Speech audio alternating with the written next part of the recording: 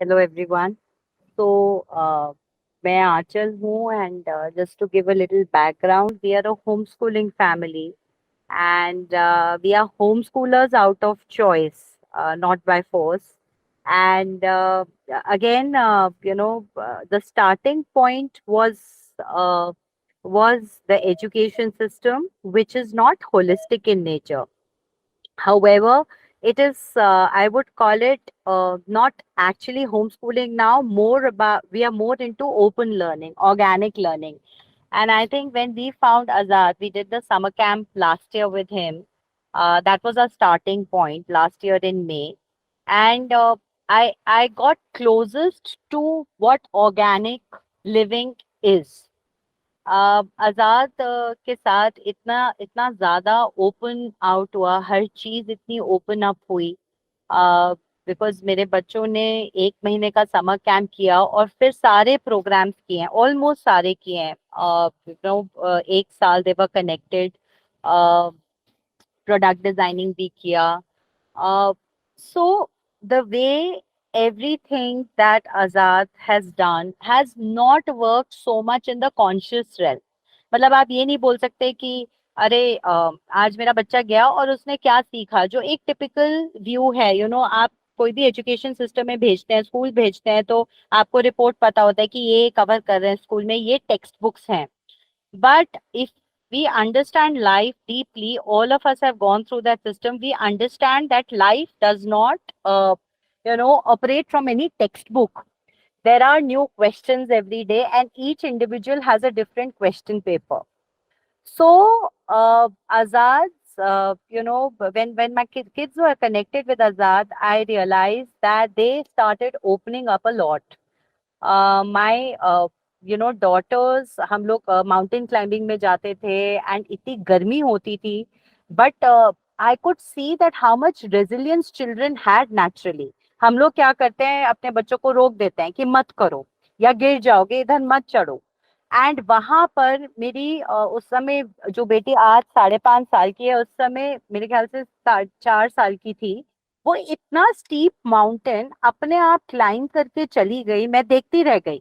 And एक second को I was a little holding my self कि भाई इतनी ऊपर चली गई, and she was the first one two reach. And so when things were happening इतने सारे कोर्सेज में, एक बार आई रिमेम्बर आजाद ऐसे ही बैठे बैठे उनसे कहानियां बना रहे, पोर्ट्रेट्स ड्रॉ कर रहा है। उस समय मुझे कुछ नहीं पता चला, but 3-4 months down the line I started seeing the impact in the house. कोई टीचिंग नहीं थी, बट बहुत एक्टिव लर्निंग थी, as if the neurons were constantly getting activated and they were manifesting in the they started manifesting in the subconscious realm after a very long time. So I could see that my daughter started drawing beautiful portraits at home, and they were never taught by Azad कि ऐसे pencil पकड़ो और ऐसे खींचो और ऐसे line बनाओ। But if I see their books now, they have made so many portraits, one after the other. They would make me sit and start making portraits. They became so courageous that हम लोग अभी गोवा गए थे 4 महीने पहले, and वहां पर my kids swim, but they have only swam in shallow waters. They have never gone in deep. I saw them that they went in the deep, not only deep, they even went in the ocean to swim. जो मुझे ऐसा लगा कि ये सब चीजें ना घर के इन्वायरमेंट में पॉसिबल नहीं है। ये चीजें जो अंदर हर ह्यूमन बीइंग में होती हैं, वो व- वहां आजाद के यहाँ इतना एक्सप्लोर करने का, बच्चे को अपने साथ रहने का इतना समय मिला, नेचर को समझने का इतना समय मिला, जैसे उन्होंने एक्चुअली किया है ये। मैं एक बार कहीं, मेरे को वैसे तो मैं हमेशा साथ में होती थी ज्यादातर, बट ऐसा भी हुआ बीच में मेरी तबीयत खराब थी या मुझे कुछ काम था तो मैं नहीं जा पाई। तो मैं जाके वहां ढूंढ रही थी कि बच्चे कहाँ हैं, तो मैं देखा वो एक टीले पे चढ़ के ना पीकॉक्स को आवाज लगा रहे हैं, और बच्चे आवाज लगा रहे हैं और वहां से पीकॉक्स भी बोल रहे हैं जंगल से वापस। मतलब ऐसे एक्सपीरियंसेस नहीं देखने को मिलते हैं। That's very natural. It's like, अगर पुराने जमाने में देखें तो प्रिमिटिव लोग वो कैसे जंगलों में रह के ही उन्होंने इतनी सारी चीजें की, इतनी इन्वेंशंस की, इतनी मतलब हर चीज। इफ यू सी, फायर भी जब शुरू किया तो स्टोन से शुरू किया। तो हमने देखा, हम बच्चों को जब ऑब्जर्व करते थे, आजाद का काम बस ये होता था कि वो ऑब्जर्व करके और इतनी सटल तरीके से गाइड करता था कि करते थे कि बच्चे ऑटोमेटिकली अपने आप एक दिशा ढूंढते थे। एंड उन्हें पता होता था, हर बच्चा, 3 बच्चों में सारे बच्चे घर पे होते तो एक ही चीज पे लड़ रहे होते हैं, वहां मैंने उन्हें कभी लड़ते हुए ही नहीं देखा। वो हमेशा अलग अलग चीजें कर रहे होते थे, उनका जैसे पोटेंशियल निकल के आया वहां से बहुत ज्यादा। एंड हर कोर्स की, हर दिन की एक ब्यूटी होती थी। उनको कोई पता नहीं होता था कि आज हमारा क्या करिकुलम होगा।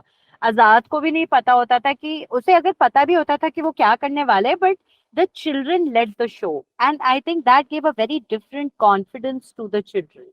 They were not bound by a textbook or a restricted way of thinking. That structure which we put, structure is important, क्योंकि अगर स्ट्रक्चर नहीं होता तो मैं शायद आजाद के यहाँ भेजती नहीं। एक स्ट्रक्चर जरूरी था कि हम जाएं वहां पर, बच्चों को एक स्ट्रक्चर हम लोगों ने बनाया कि पहले हम लोग समर कैंप में थ्राइस अ वीक जाते थे, फिर over a period of time हम लोग वंस अ वीक या ट्वाइस अ वीक जाते थे, और बीच बीच में वर्कशॉप्स होती रहती थी।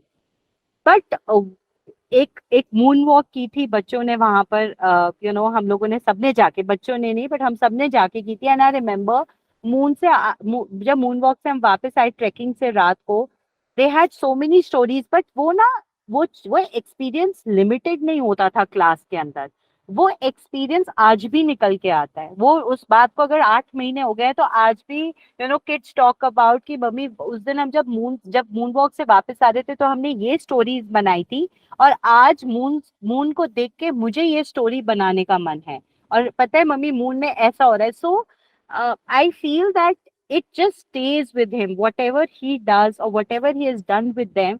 वो ऐसी चीज नहीं है कि आपने पढ़ी और वो दिमाग से निकल गई और दिन से निकल गई, वो जैसे आपके लाइफ में छप गई हो।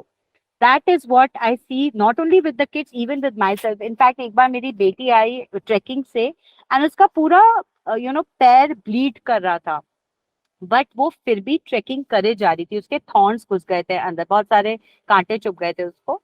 And but the determination and the grit that I have to finish this trekking, मतलब this kind of an environment is something which I think every child should be exposed to, because that is what will make a child tough and explore nature and get ideas. In fact, I can just relate a few things.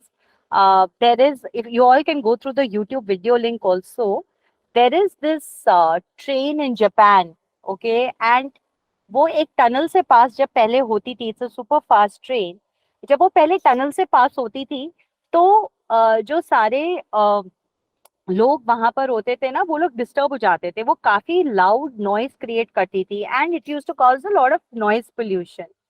So this engineer who studied engineer, but he was a nature lover. Once he was he went out for a photography trip and he was observing a kingfisher going inside the sea. वो जिस तरीके से सी के अंदर जा रही थी bird, उसकी बीक लॉन्ग थी, and he got this idea that if I make a train which has a long beak, because he saw that उसमें जब वो स्विम करती थी, जब वो डाइव करती थी ओशन में या सी में, तो पानी से आवाज नहीं आती थी। And taking a cue from there, that engineer made that train which had a long nose, a long beak, and the noise stopped coming when it used to pass through that tunnel. So when I read these experiences, I feel that nature is very important in every human being's life. We are all disconnected. We are by default, we are built from nature. We are built from the Panchatattvas. And how Azad has really opened up through his courses and his workshops that possibility of viewing nature, observing nature. Observation bends reality, where children can create their own things, their own thoughts. They can put it into practice. That is what I found in the camp and the entire year. So I pretty much had to share this. I'll probably let others take on from here, but that's a little experience that I wanted to share. Yeah, thank you so much. Thank you, Achal. Yeah, thanks for that. सारा आपने क्या बोलते हैं ये कर दिया, आंखों में आंसू हो गए मेरे तो। इतना अच्छा तो आजाद भी नहीं डिस्क्राइब कर सकता है अपना काम जितना अच्छा आपने डिस्क्राइब किया। Thank you so much.